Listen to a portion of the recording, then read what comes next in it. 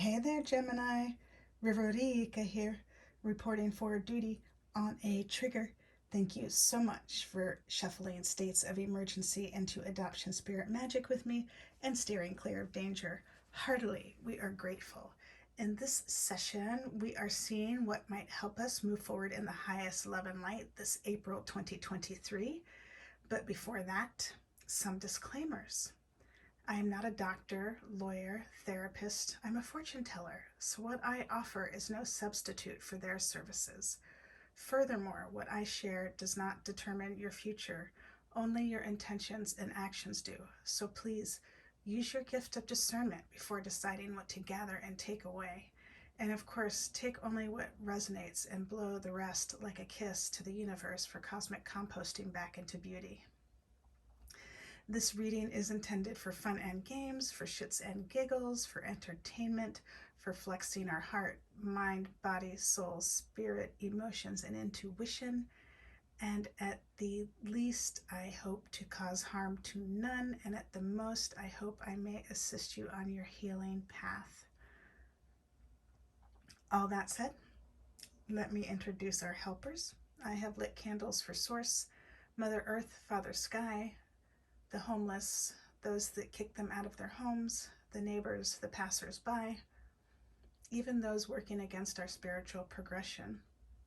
Also, harmony, unity, and balance, Archangel Cassiel, our ancestors here in the highest love and light, and those who have crossed over to Father Sky by suicide, and the family and friends they left behind on Mother Earth, as well as the war-torn families, countries, nations, worlds, galaxies, universes. And we thank Source for helping us all adopt success, transmuting these violent cycles into love. Heartily, we are grateful. We also have my mini crystal ball and the wooden wand, the wooden dagger wand, to help lift our spirits and cut to the heart of the matter without harming a soul. We have the tuning fork to help clear the space. It's 528C, so you can look that up and see more about that. But off the top of my head, I would say that this is really touching on your heart chakra and maybe also your root chakra. And we also have rolled the number 6 with our wooden dice that I didn't mention, but now I'm mentioning. And so that number 6 is a number of service. And it helps us distinguish between light and dark and the choices made between these two. The number 6 also helps defend against things such as psychic invasions, and it enables us to maintain healthy, it helps us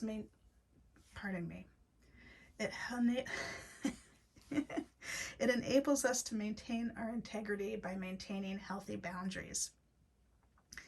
That's huge, right? And it also helps us release the unconscious benefits of repetitive patterns and embrace more joyful ways of responding to life. So that is a super, super wonderful detail to know about the number 6 and how it may help you move forward this month.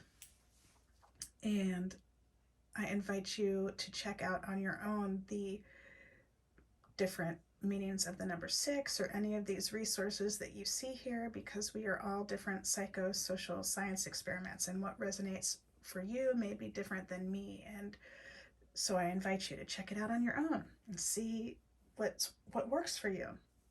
That can be fun to help play through the losses. Like, that's so challenging. So how to make that fun?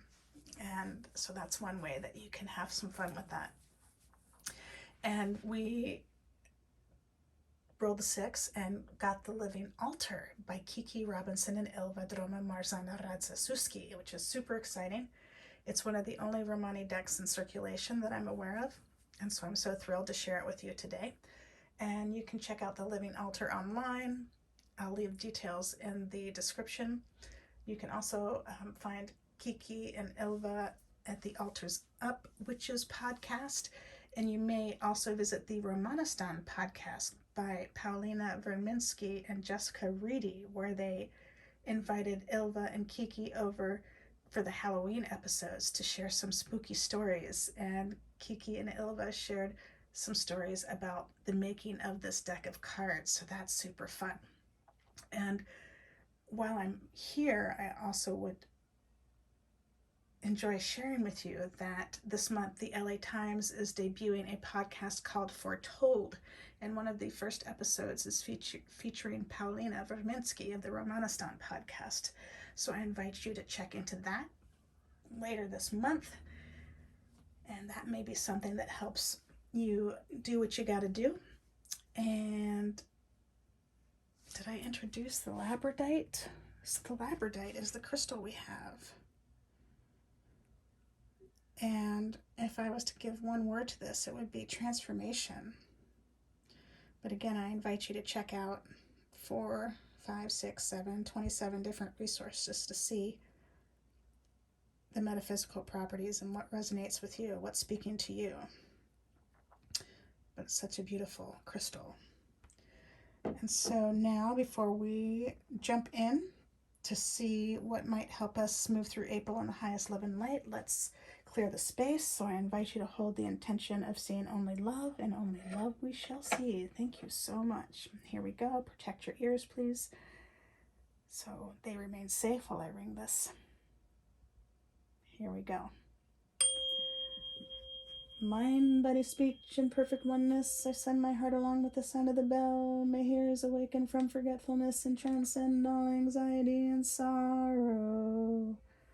Om. Peace. Shanti. Thank you. Thank you. It's still ringing. Getting the last little bits. Thank you so much.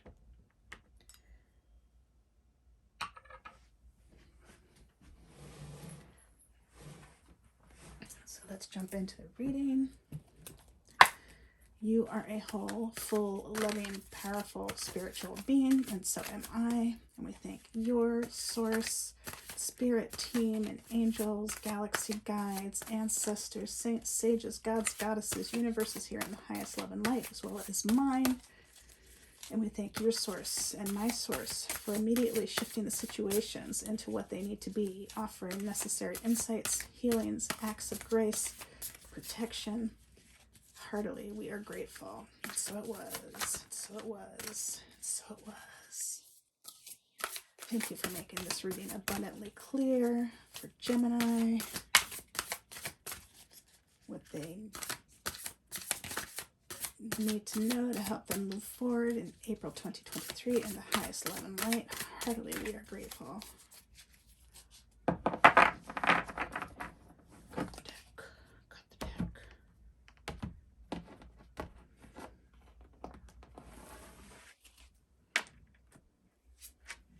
And we have summer.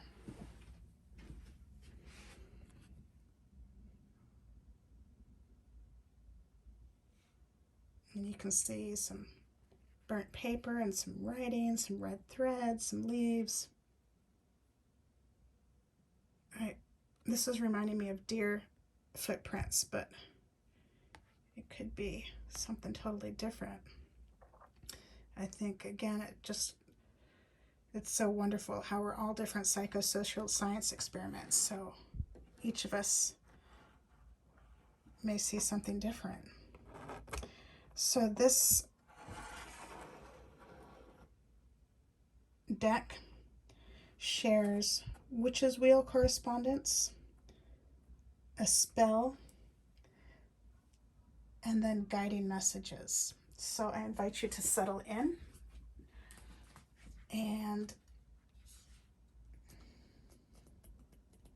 maybe you want to take notes, maybe you come back to this and watch it again.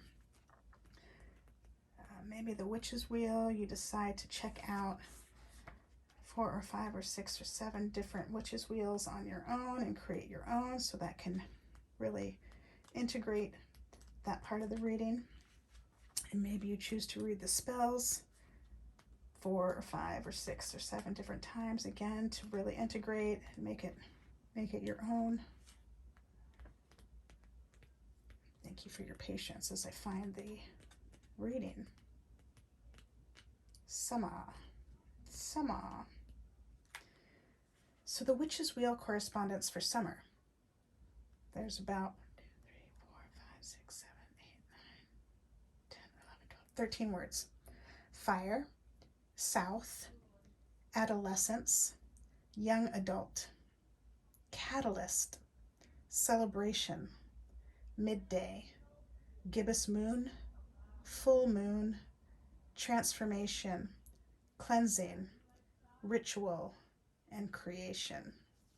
Wonderful catalyst has been jumping out at me the past couple days.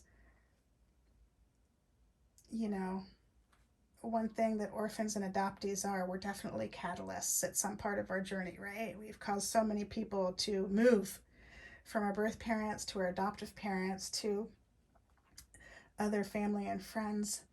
And the other thing that jumped out is that full moon. It's coming up on the 5th or 6th, depending on where you are. And this is a big one. So I invite you to investigate more on your own about that full moon coming up. So the spell. I will leave no rock unturned in my bold defiance of limitations. As fire burns, I celebrate the catalyst of my purpose. My scrutiny of status quo is a holy act of rebellion. Knowing where the matches are, I choose to seek out love as passionately as the sunrise seeks the night. Oh, that's so beautiful. It touches my heart. It just gave me goosebumps. I love that. And just really ringing true for the orphan and adoptee in me. That scrutiny of status quo. So many of us have been working to dismantle the adoption fairy tales and rebuild with adoption realities that help us all adopt success instead of only adopting success for the select few who manage to look and act a certain way, which is kind of how things are playing out now. But there's change, right? There's been so much change happening and shift happening, and so I have to take back what I said, because there is shift happening, and that is super and intense and wonderful and challenging all at the same time. Thank you so much for being a part of that. The guiding messages. There are 1, 2, 3, 4, 5, 6 questions to contemplate. What is churning within you? What is asking for attention to be acted upon? Spend time reflecting on your relationship with summer. Where are you now in relationship to last summer? How have you healed? What transformations have you undergone? Where would you like to see yourself come next summer? What is asking for healing? So those are some deep thoughts to consider. And summer is approaching, right? It's only a few months away. And what a wonderful heads up to what we may be coming into our future and how we may help create that. I love it. Thank you so much, Kiki and Ilva and the Living Altar and Summer and Gemini. And that is all I am seeing for you in this reading. Thank you so much for helping breathe life into adoption spirit magic. Heartily, we are grateful. Until next time, ciao for now. I love you all.